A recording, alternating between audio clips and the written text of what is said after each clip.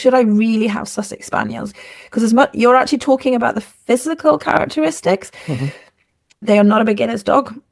They can be quite challenging. If you look at training, Labrador easy, Cocker's actually pretty easy. Sussexes are in a challenge. They can get quite possessive. You've got to know your stuff. You've got to understand dogs. They're not a beginner's owner. So even the behavior side, I think, is more of an issue quite often than the physical side. So again, why am I doing this? I got one by accident and now I'm passionate. In fact, I'm not even passionate. I'm obsessed with them. Yeah. That's how it happened, was it?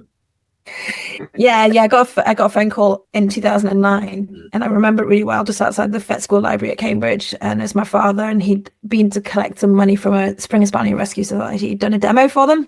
And there was this Sussex Spaniel, and they were like, "We need an experienced owner." And he said, "No, thank you. I'll phone my daughter, Sara." I went, "Sussex Spaniel, what's that?" And that's how the first one came into my life, Quinn. And I will say this, I lost Quinn in September 23. He was my soulmate. You know, I've had dogs all my life. I've had nearly 30 dogs.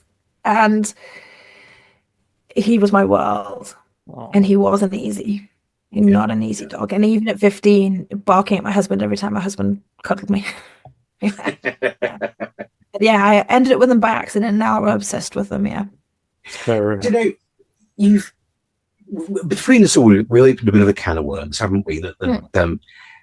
You talk about a breed with some deleterious traits. Well,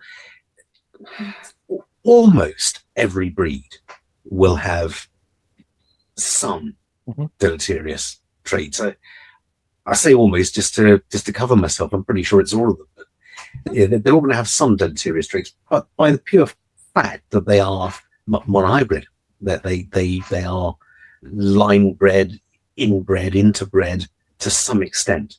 Yeah. And so, but the very reason we have breeds is because each of us who like dogs like something different about a dog. And so if you go down the route of saying, well, we're only going to have mongrels from now on, then how many generations would it take before they all start to look the same? And we start to lose the variety, which is the very reason we had breeds in the first place. So I could say, well, I'm a Labrador person. I can't see why we wouldn't all have Labradors, except for the elbow dysplasia and hip dysplasia and the tendency to get pancreatitis okay, fair enough. And ear problems, right? In that case, no Dachshunds. Oh no, spines. Yeah.